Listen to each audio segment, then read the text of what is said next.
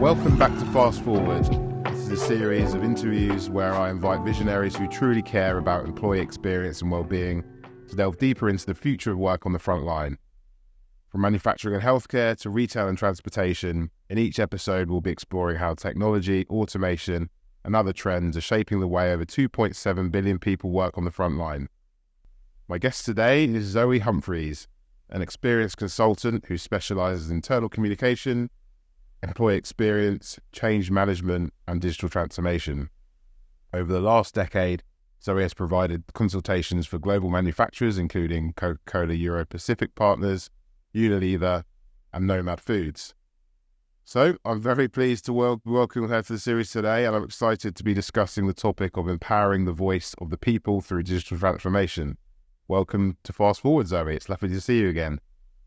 Thanks very much, Luke. Thanks for having me. It's good to be here. Brilliant. Before we jump into things, I think it'll be great for you to sort of share a little bit with our audience about your internal communications journey to where you are today. And also, some of the really interesting experiences that you've had working with some great organisations that do have a predominantly deskless workforce. Yeah, thank you. I think like many internal communicators, I didn't actually start out looking to being communications. I wanted to work with people, so I actually qualified in HR. I got my COPD qualifications and then followed the path of kind of supporting in terms of newsletters and talking about general corporate communications. And actually I found that was where my passion rose really in terms of employee experience and communication. So my journey has been through manufacturing, aviation, FMCG, like you said as well, as long as some smaller boutique businesses as well as tech and digital. So I've been lucky and fortunate, I think, with a very vast array of industries and sectors that I've worked in. And I think some of the most interesting stuff has been around the operational side of things, because it really is such a different world from being behind a laptop, behind a PC. And actually when you get out into the operation, you're speaking to the people on the shop floor who are actually making things happen. Ignites your passion in terms of what you want to tell them and how you want to support them in their communications. Awesome. That your diverse sort of experience, I think that must really help, because obviously, diversity is great in all forms, in particular when you're talking about people, right? And the way that different types of people and different types of organizations communicate. So obviously, one of the reasons why I was so keen to sit down with you for Fast Forward. As I mentioned sort of at the top, we're here to sort of discuss the main sort of topic loosely of how organizations can bring their people more centrally into their digital transformation initiatives, which I think everyone in the room is aware of have accelerated since the onset of the pandemic, what is now over 3 years ago. I think, somewhere around 40% of IT teams actually accelerated their move to the cloud because of COVID. And obviously with that accelerate a lot of their digital transformation initiatives. And ultimately we're now in this sort of position where the workplace has become an increasingly complex environment for leadership and employees to navigate, right? We've got hybrid and deskless, and obviously there's no office at all in a lot of instances. So, I think it's fair to say that those recent global events have led to organizations becoming less connected, but especially where deskless workers are concerned. You've been close to the C-suite of many of these innovative and sort of high-tech household brands that I mentioned sort of earlier. I think you're currently at Unilever, is that correct? Reporting into the Chief Digital Transformation Officer, is that correct? The Transformation Office, yes. So given the communication needs that have to be at the forefront of, forming and educating and enabling this change that sort of comes with the digital transformation that we're all increasingly going through, how important does senior leadership, in your experience at these sort of large enterprises, perceive the internal comms function, specifically in regards to how it helps to facilitate digital transformation across their organizations? Yeah, great question. A quick story before I I kind of answer it, the business I was working in during the pandemic, I was there predominantly to support the digital transformation. So that was seen as maybe a 12 to 18 month rollout of the entire 365 suite. So Yammer, all the bells and whistles, kind of getting everything out there. And then we got sent home one day, as did everyone else, expected to be off for a couple of weeks. And very quickly realised that we were going to be at home for a long time. So what went from a 12 to 18 month plan was accelerated to, we need Teams and we need it in 3 days. So whilst working from home, along with everyone else and with IT, we rolled Teams out within 3 days. Yammer followed maybe in about 6 weeks' time. So all those timelines were really quickly condensed and accelerated, and it meant working very, very closely with IT and tech to get it done. And these are conversations that we were having initially and kind of planning 12 to 18 months. So it just shows that when it comes down to it, you can, working with the right people, you can achieve anything. So I think that's a really important lesson to learn. In terms of how important the C-suite see, can I do this again? So in terms of how important the C-suite see internal communications, I need to put my teeth in for this, it does vary. And in my opinion, it has, or my experience, the level of awareness of the importance of it does vary. But essentially, it is seen as an important way to support digital transformation, but also internal communications as a whole. I think where I've seen it done most successfully is where those CEOs or the C-suite are really people-centric. So they understand that the digital transformation is not just about the tech adoption, but it's also about the adoption and exception of people who are going to be using it. So it's really kind of digging deep and understanding the user experience and making sure they get the best out of any tech that comes in. Because at the end of the day, it's there to make their life easier, simpler, faster. So really it's about understanding how it's going to impact them. And that's the best time that I've seen it, is when it's been really, really people focused. Yeah, I mean, I totally agree. I think there is a misconception of the role technology plays in transforming a workforce wholly to a more digital first workforce, in terms of it's just one component, right? You took technology without human intervention, in particular for a lot of the sort of frontline industries, is obsolete. So having that regard and appreciation for how that change management process will occur, and what the experience and implications are for the people at the center and heart of that transformation, is ultimately key to any of those initiatives sort of actually being successful, right? I guess you could say conversely, where you haven't maybe seen, we haven't seen it work, or definitely hearing from our customers in the past, is where there was that just assumption of, let's throw some technology at it. So for example, even with us, right, let's, throw some screens on the walls, and suddenly there's screens on the walls, but there isn't a consideration for the change, the cultural shift from, receiving communication through email or word of mouth or notice boards, to transitioning them through to how they actually engage with that new communication medium, and more importantly, from an information flow, what type of information does that audience and those employees need in order to achieve whatever the desired outcome is. So yeah, totally agree with you on that point, Zoe. 100%. And I think we say tech first or digital first, but actually it should probably be audience first, and particularly if you're in a manufacturing operational side, then frontline first, because they're often the most forgotten, the most difficult audience to reach. So actually any tech that comes in to play, is it accessible to them? Do they have easy access? Does it have to go onto their phone? Are there kind of bring your own device policies that they, that need to be considered? Are there kiosk PCs that are easy for them to get to? So I think it's not just what needs to happen. It's always audience first, I think, in terms of thinking about channels, and then particularly the front line. I think we were talking about this before.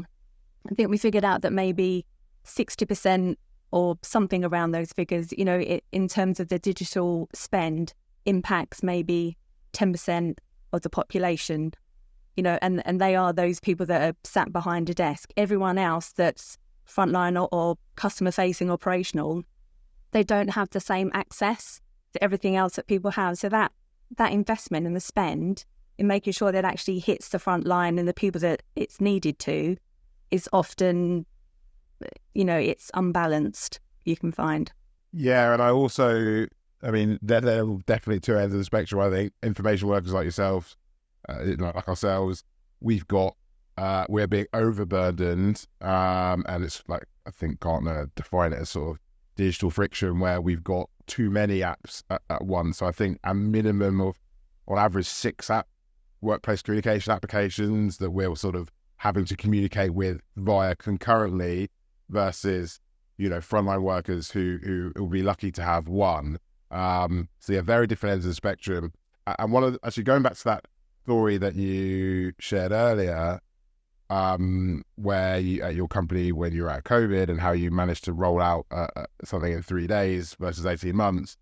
I think that again is like the divide between frontline information workers. The reality is, you can roll something out that quickly with your information worker workforce, right? Because we are, in terms of digital dexterity, digital literacy, we're natively using digital tools in everything we do, so we can adapt, and we can be much more agile to that pace of change. But obviously, if you're in a factory and suddenly overnight, not that this has obviously happened, but overnight suddenly someone's sort of thrown a load of new technology at you and expecting suddenly within 3 days for you to completely change the way of working, that's just not possible, right? So that divide has to close, and it's not just technology, it's change management and training and everything else that goes with it to try and hope to, close that gap between the two workforces. And ultimately that will obviously help with creating a more connected company as a whole. Awesome. Like from we mentioned a few, some research already, but I think one of the most interesting pieces of research that I'm sort of referencing lately, and sort of informing a lot of the work we're doing at ScreenCloud, is the Work Trend Index report, which Microsoft conducted, I believe it was last year. Loads of great sort of anecdotes coming out of that, but one I particularly wanted to hone in on today is that over 60% of frontline employees in the debate that they interviewed for or questioned for that report said that their company could do more to prioritize culture and communication from the top down. So, with that in mind, how would you recommend balancing employees' appetite for an expectation of sort of transparency with C-suite's priorities and needs in terms of how and what they communicate to their frontline workers? Yeah, it can be a challenge, and I've certainly faced some challenges myself in operational workspaces. I think ultimately, as a communicator, internal communicator, I think we're in a really privileged position we're in any organisation, because we generally sit at the right-hand side of the SLT, and we also have the voice and ear of the rest of the organisation as well. So we really are kind of the connector of dots, the connector of people.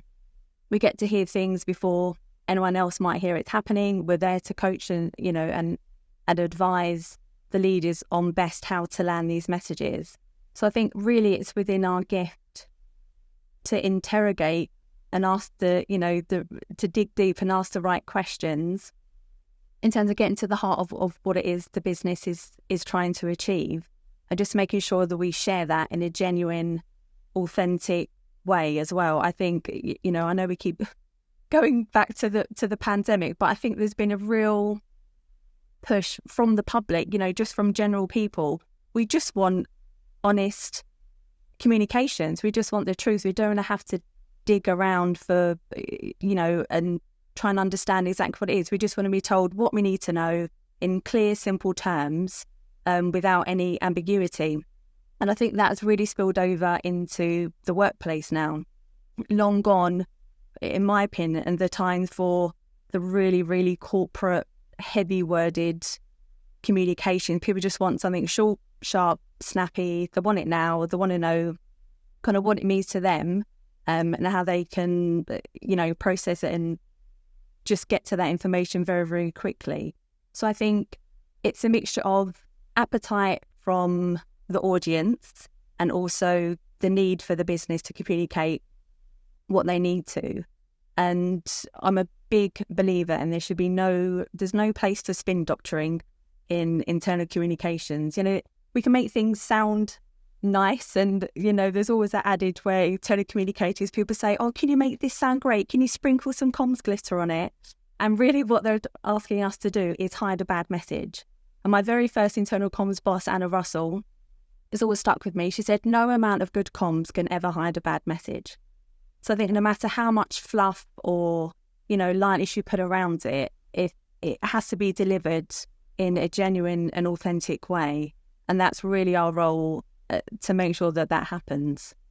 Wise words. That definitely definitely rings true. I definitely seen and felt a shift in that employee power. I mean, you can sort of see it, I guess, with a lot of the unionization sort of rising its head, especially in the US, but also in the UK, right?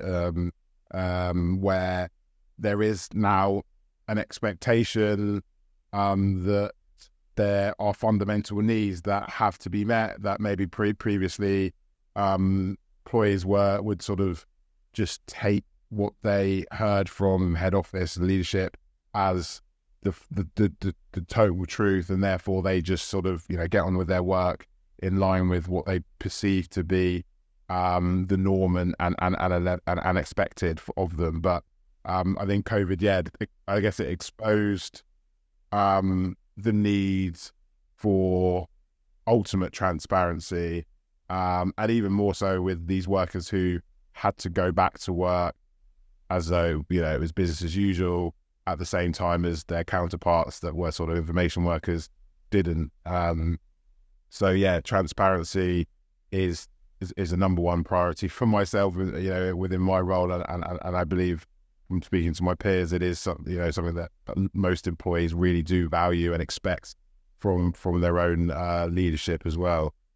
As you know, I'm a big champion of internal communication leaders like yourselves adopting sort of similar methodologies and tactics to how they communicate with their employees to sort of influence employee behavior, as myself and my fellow marketeers do when we're communicating to our prospects and customers, and obviously there we're just trying to influence their buying and customer experience. Can you share any stories or examples where you or any of the organizations you've been consulting for have materially sort of used communication or specific communication focused campaign to sort of shift the relationship between frontline and head office and sort of influence those relationships and behaviors? Yeah, I think the classic ones, particularly for operational manufacturing, are always like when the boss goes back to the floor. So kind of, getting up in the morning, doing a shift, walking the floor, and kind of working with the operational teams and understanding really what's going on within the business. I mean, because they can be so far away from actually what's happening. I mean, if you think of many layers that they have to go through to understand, I think it's the best thing they can do is actually just get out in the operational or to the floor and actually work with the employees that are, kind of keeping the company ticking over. I think one of the best ones, though, it's just sprung to me that I've seen, classic annual employee engagement report, or survey, should I say, that goes out. And one year is going through the comments and someone said, I don't know why I bothered to put anything in here because no one ever reads these comments. And then another one said, so many ideas are down here, but no one's listening to us. And there was one leader that picked up on this and said, actually, no, we're going to do something about this. So she pulled a workshop together, asked everyone to come up with an idea. I think there was maybe about 5 or 6 that were pitched in the end. 2 were taken forward. And one was an idea about an idea scheme. So they pulled together this it was called All Ideas Matter. And it was an idea scheme that essentially invited people from all across the business to submit ideas in terms of innovation, operational efficiencies, cost savings, whatever they wanted to do. And it was so popular, it was then rolled out to the 3 other sites within the business. But I've never seen such a success. And that came from someone out within the operation. It happened maybe within 6 weeks. An entire committee or team was set up to run it. I think some of the cost savings that come out of it were almost immediate operational efficiencies as well. But it just, because it was kind of led from the bottom up, it made such a difference, and people really got behind it and got engaged because it was from one of their own, I guess, from the way to see it. It was supported by the business in terms of money and project management, but actually the ideas were coming from the shop floor. So that's probably one of the most successful ones that I've seen happen. And if you're asking people questions, tell us what's wrong, tell us how we can support, the worst thing businesses can do is never to go back out with any results or to update them on anything. I see lots of times that they ask year after year, or maybe even do quarterly pulse surveys, however they run it, but they don't go back out and talk to the employees about the results. So it's all just kind of left hanging, and then they ask another survey 6 months later and people are like, well, we're telling you the same things. So like the best trust indicator of any business is a business that does what it says it's going to do. And if you're going to ask your people questions about what can we do to improve things for you, and they're telling you, then you have to act on that information. And this is exactly what happened at this business. And, I think it's still thriving today, actually. This was maybe 6 years ago, and I think it's still out there today. So it's fantastic. Yeah, that's a really, really awesome example, Zoe.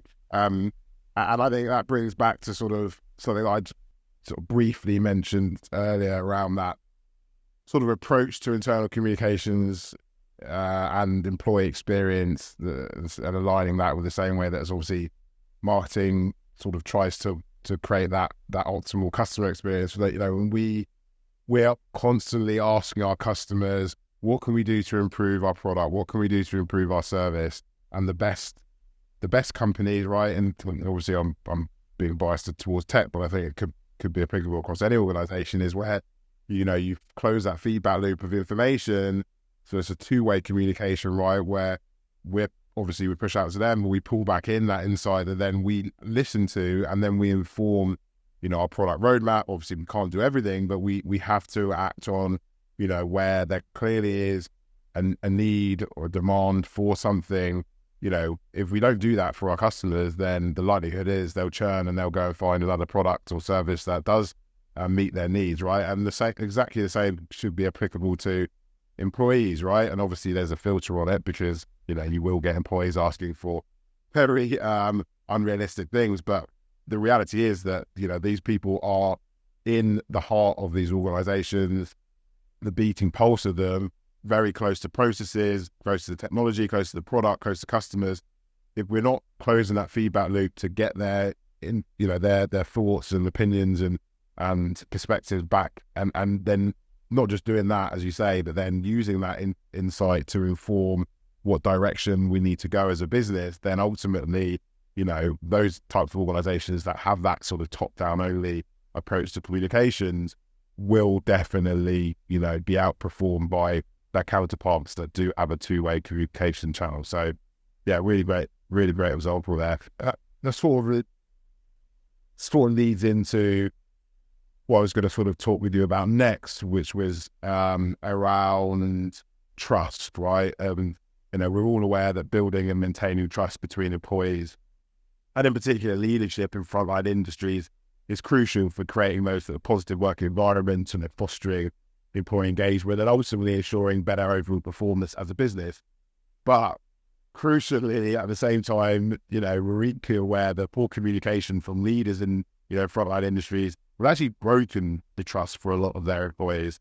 I was reading an article by the head of workplace of Meta recently, which was all about the imminent need for C-suite to start prioritizing their frontline workforce, or literally risk losing half of it. And in that report, they actually stated that one quarter, I think 26% frontline workers only one reporter completely trusted their organization to communicate transparently about company news and updates. I know we touched on transparency a little bit earlier, but really around sort of trust. What specific approaches or tactics can be employed to build trust and credibility between internal communications professionals on behalf of the business and frontline workers? Yeah, it's a good question. I think, relating back to what I said before about, being an internal communicator is a privileged position in any organisation. I think it is about being visible out in the operation. It's about being approachable. It's about having, honest and genuine open conversations with those on the front line. A story just sprung to mind, actually. And it kind of shaped my internal comms career after that, because what happened had never occurred to me before. And I just updated some content, digital signage, actually. Get that plug in for you. But we'd just updated it, but an error message returned. So I had to go over there physically to see what was wrong with the screen. So someone had turned the TV off. So I've turned it back on and I'm just waiting for it to load. And while I'm stood there looking at it, just someone walks by and says, "Oh, propaganda TV's back up."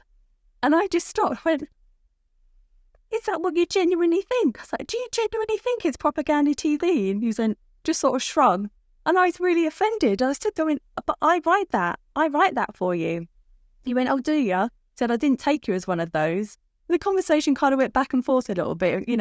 We settled it. But when I got back to my desk, I just sat there and I thought, it had never occurred to me that employees would consider what we put out there like not truthful. Never considered that they wouldn't believe what we were writing. And, when I'm writing the content or writing the emails or writing the briefs, I'm doing it with pure intentions, with honest intentions.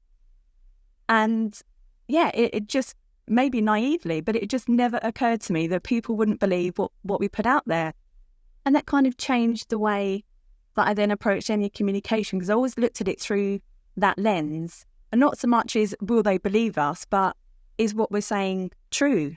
So that really made me interrogate any information or data that come through to me and kind of really get to the heart of why we're doing what we're doing. So that was, that was quite a turning point in my internal comms career.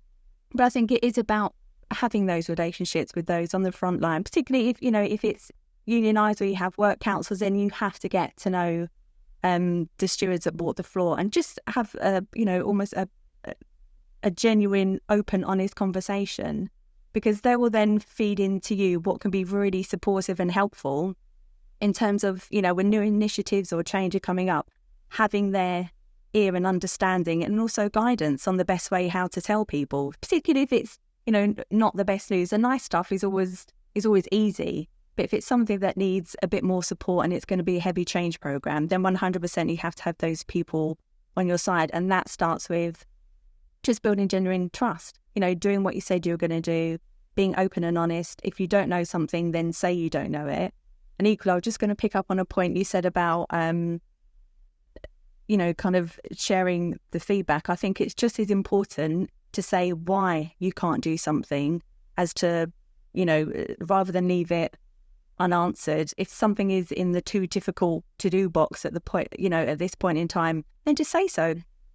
The employees would much rather hear something than nothing and fill the void with whatever they want it filled it for. And that's when it gets really difficult to turn things around, when they've already filled the void with their own, thoughts or, their own propaganda, I guess, if you like. So it's just really important to close that loop, but also to build those relationships with everyone that you need to. So it's identifying the key stakeholders and just getting out there and getting to know them.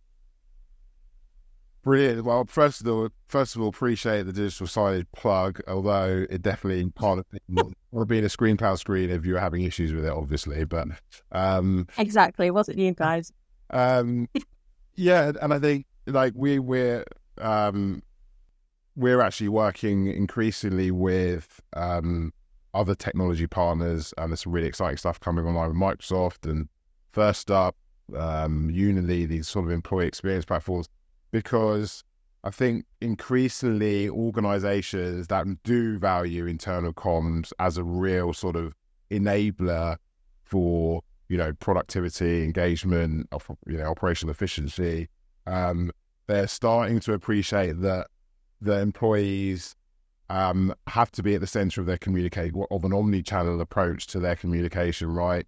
Which means that the whole communication strategy is built on top of the type of information that their employees actually want and need in order to meet essentially their fundamental needs, right? So if we're sort of mapping that back to sort of trust and transparency, being able to receive information about new career opportunities where they can obviously progress within the organization, the learning and development paths associated with those, benefits packages, all of the amazing things that a lot of organizations actually do have, but then a lot of employees don't really know about because they're not communicated effectively. So all of those great things that sort of happen outside of sort of direct communication in terms of having benefits, actually having a good learning and development path, having career opportunities, can all be realized through more effective communication. And when an employee does have that sense of belonging and feels like there's sort of that culture of caring with their employer, because the unique information that's being flowed to them is information that they really value and can see the it's them first. I'm not saying that every piece of information is, because there still has to be blended with more corporate comms, health and safety, etc. But that's really important way of building that trust and showing that you care, and ultimately then you would probably start seeing a more positive response to someone walking past the screen when the information that's being through that.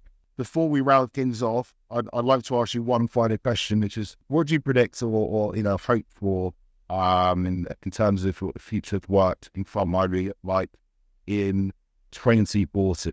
In 2040, wow, it's a little way off, isn't it? Although it will soon be here, no doubt. I think my hope is just that the workplace or workplace communications is as seamless as it should be. It should just be easy. We all carry around our phone. We've got multiple apps that all do different things that keep us informed of what we need to know, and we don't mind dipping into 14, 15 different apps a day if that's what it takes to find out what we need to do. But in terms of work, it should just be super simple and easy. Whatever they need to know should be there in the palm of the hand or within easy to reach. So I think what I hope for is that there's genuine, authentic, easy and accessible communications for all.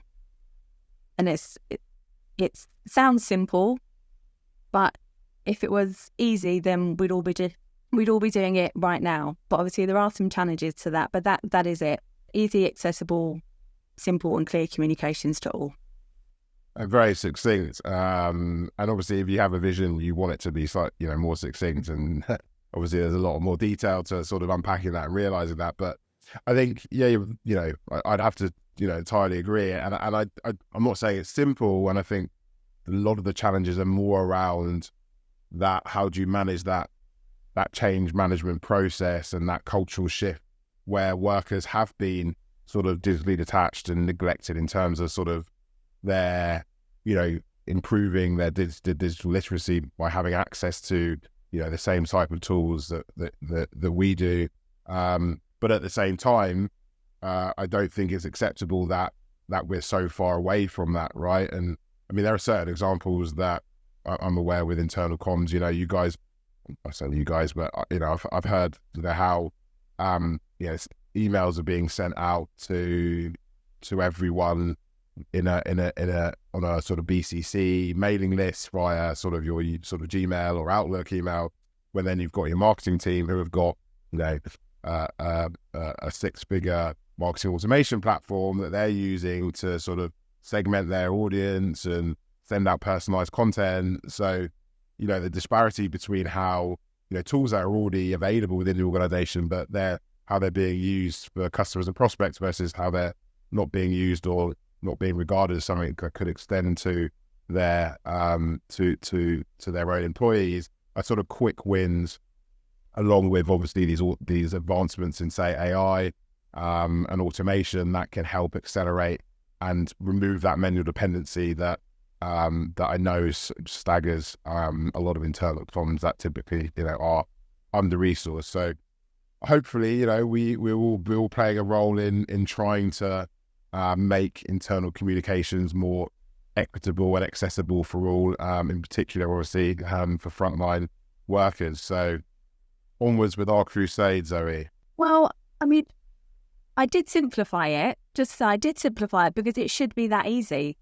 It should be that easy. But it does mean that businesses have to invest money in making it that easy. And I think that's where the challenge lies at the moment, because if you're frontline or, operational, you're unlikely to be allowed to have your phone on hand. But it doesn't mean that you shouldn't have, access to the same tools as everyone else. So it's going to take investment. I think they know it needs to happen, and it could be that simple.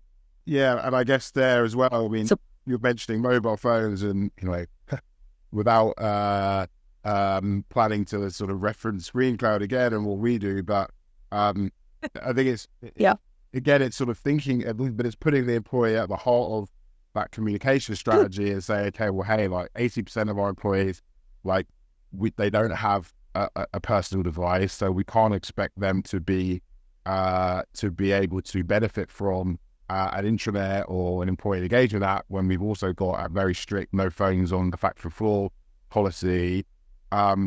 What is the best way of making sure that our internal comms and our information flow is equitable and sufficient for their needs? And then, obviously with digital signage, we present a solution for that. So I think, again, it's sort of that shifted mindset and appreciation for the employee, their needs, how will they need from the information flow perspective, and best way of receiving that type of information, and then using that to inform, okay, well, this is what we're going to invest in terms of our next, workplace communication tool, rather than just sort of, I guess, following a bit of a trend towards sort of having, employee experience platforms and intranets and tools that aren't necessarily the best way of, the best platform or solution for a lot of these employees. I mean, I think we could probably sit here and write all the roles of internal things all day, Zoe. We could get right on our soapbox about it. I know, yeah. But I mean, it's been great discussing everything with you today. I hope all of our listeners also found it an interesting conversation, and look forward to hopefully continuing our conversation again in the future. Thank you very much. Hope so. Thanks, Luke.